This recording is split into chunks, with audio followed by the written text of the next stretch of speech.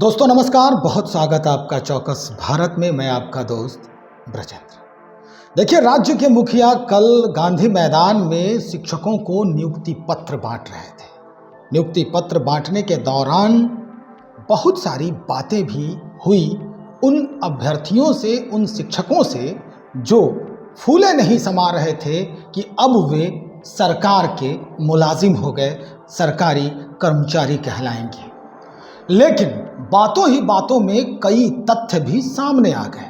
नीतीश कुमार जी ने मंचासीन होकर कई बातों को सामने रख दिया, जिससे ये कयास लगाना लाजमी हो सकता है। चलिए, कुछ कयासें हैं जिस पे हम आज बातचीत करेंगे। हमारे साथ लोजपा रामविलास के प्रबुद्ध प्रवक्ता हैं जितेंद्र सिंह यादव जी, इन्हीं से हम आज बातचीत करेंगे। क्या लग रहा है जितेंद्र जी, मुख्यमंत्री मंच पर जाते हैं और बधाई तो देते ही हैं नवनियुक्त शिक्षकों को, और उसके बाद तुलना करने बैठ जाते हैं। वो तुलना कल की करते हैं, यानी जब वो सत्ता में नहीं थे तब की करते हैं, और आज की बात बताते हैं। ये अंदर ही अंदर गठबंधन में चल क्या रहा है? देखिए, नीतीश कुमार जी के शुरू से ये स्वभाव रहा है जी। कि जिसके साथ वो रहते हैं उनके सामने ही उसकी बुराई खुलेआम मंच पे करते हैं। आज कोई नई नहीं, इसलिए नीतीश कुमार पर अब जनता भी भरोसा करना बंद कर दी कि कब क्या करेंगे और कब क्या बोलेंगे। नहीं, जनता भरोसा कैसे नहीं कर रही है? कल तो तालियों से गड़गड़ा रहा था। ताली तो वो लोग बजा रहे थे ना, ताली वो लोग बजा रहे थे कि जिनको एक पत्र दी जा रही थी, नियुक्ति पत्र जिसको बोला जाए, वो लोग ताली बजा रहे थे, न कि वो जनता। जो जनता आज भी विकास से काफ़ी पीछे, वैसे लोग कभी इनके लिए ताली नहीं बजाते, और इन पे अब कोई भरोसा नहीं करता कि रहते रहते ये कब क्या बोलेंगे, कब क्या कह देंगे, क्या कर लेंगे। इन पे कोई भरोसा आदमी करता ही नहीं है।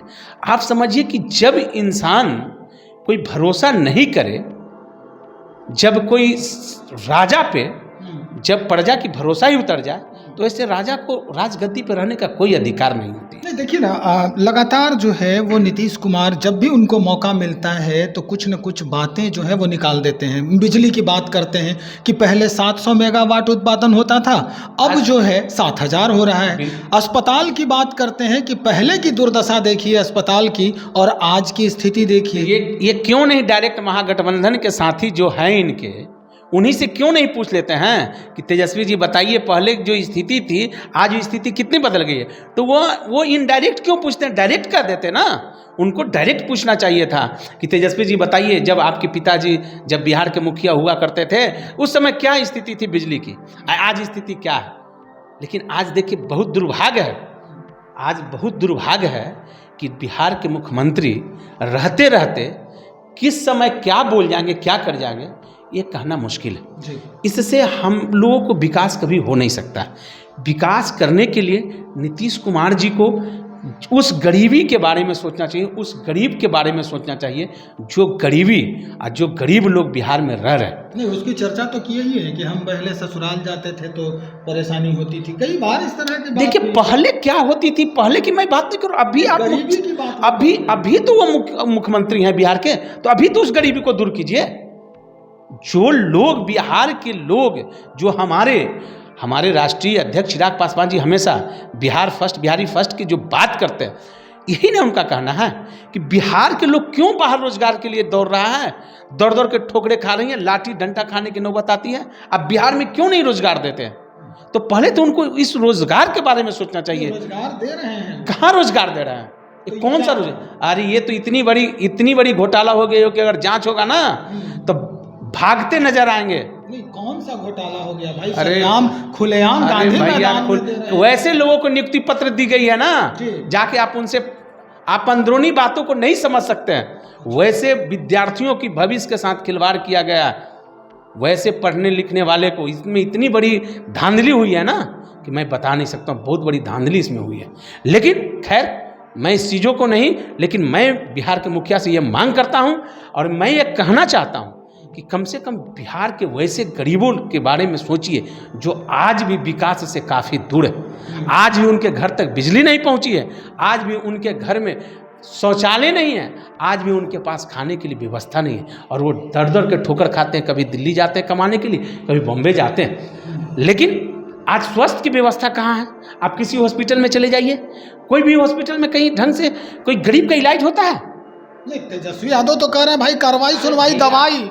भैया बोलने से क्या होगा? कार्रवाई सुनवाई दवाई, ये बोलने से जनता को थोड़ी स्वास्थ्य की लाभ मिलेगी।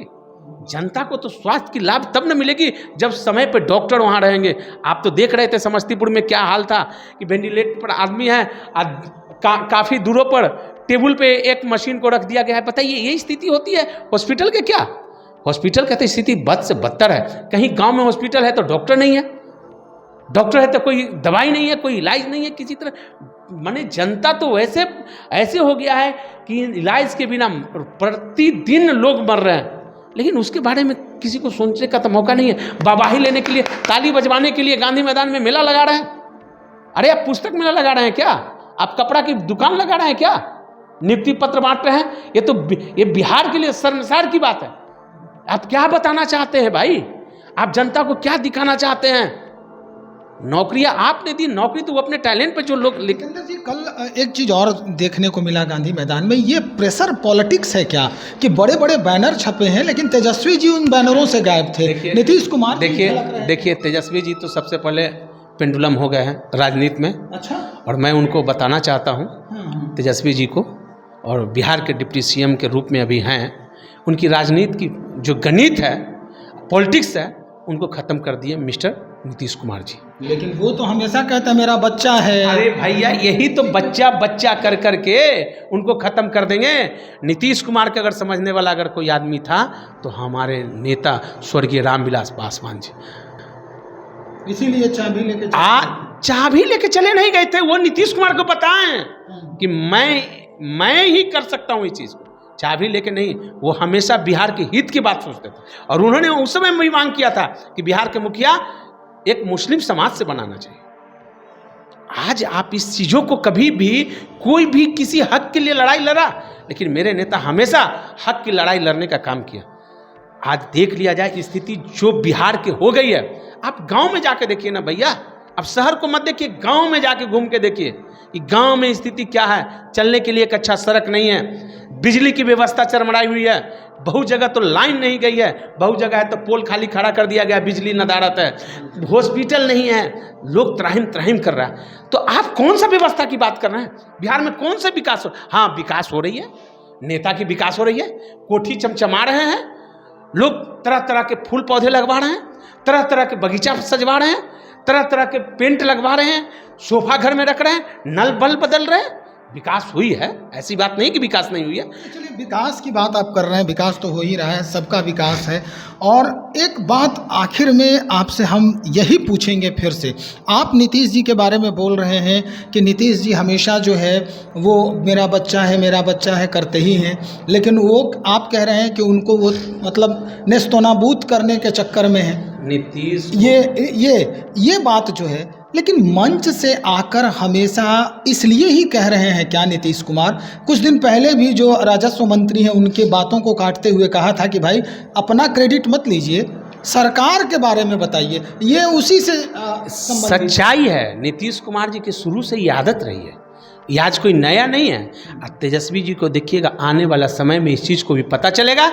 आज बताइए ना, उनके कोई भी मंत्री उनसे खुश हो, और उनकी कोई भी विधायक कोई भी खुश हो, किसी का काम होता है क्या? सिर्फ नीतीश कुमार सिंगल काम करते हैं, और अपने अभी तक पोस्टर से ही गायब हुए हैं। एक दिन तो सरकार से इनको गायब कर दी जाएगी। आने वाला समय में बहुत जल्दी इनको सरकार से गायब कर दी जाएगी। तेजस्वी जी को तो अभी फोटो से ही हटाया गया है, पोस्टर बैनर से हटाया गया है। एक दिन समय ऐसा आएगा, आप और हम सुनिएगा और देखिएगा कि बिहार का सिस्टम ही बदल दी गई, और बिहार के सिस्टम जब बदलेगी तब पता चलेगा। मतलब सिस्टम क्या बदलना है? सरकार बदलेंगे मतलब दूसरे जगह जाएंगे? नीतीश जी किस समय कब कहाँ चले जाएंगे कहना मुश्किल है भैया। इन पर भरोसा कौन करेगा? इन पे भरोसा करने लायक कुछ है क्या? जनता तो कोई जनता भरोसा नहीं है। आप जाके देखिए ना, गांव समाज में पूछिए नीतीश जी के बारे में क्या लोग बोलते हैं। आज समाज में इनके पास भरोसा लायक कोई चीज़ नहीं रहा है कि जनता इन पर भरोसा करेगा। आने वाला समय में जो 24 में जो चुनाव होगी, निश्चित रूप से चिराग पासवान जी और देश के प्रधानमंत्री नरेंद्र मोदी जी के नेतृत्व में 24 के 24 सीट हम लोग जीतेंगे। बहुत शुक्रिया जानकारी देने के लिए। तो हमारे साथ जितेंद्र सिंह यादव जी, लोजपा रामविलास के प्रवक्ता, स्पष्ट कर दिया है इन्होंने कि क्या कुछ चल रहा है अंदर खाने में। दरअसल नीतीश कुमार जब भी भाषण करते हैं, जब भी वो मंचासीन होते हैं, तो कुछ न कुछ बातें पहले की सरकार की जरूर शेयर करते हैं आम लोगों से, और यही वजह है कि लगातार इस तरह के बयान आने के बाद जो विपक्षी हैं उन्हें मौका मिल जा रहा है। और ये बात जो कह रहे हैं जितेंद्र सिंह यादव जी कि आने वाले समय में एनडीए की सरकार बनेगी, अब तो ये देखने वाली बात होगी कि क्या नीतीश कुमार जी फिर से पाला बदलते हैं और एनडीए को सहयोग करते हैं, या पूर्ण बहुमत के साथ एनडीए सरकार बनाती है। चलिए इंतज़ार करेंगे, आप बने रहें हमारे साथ। बहुत शुक्रिया आपका।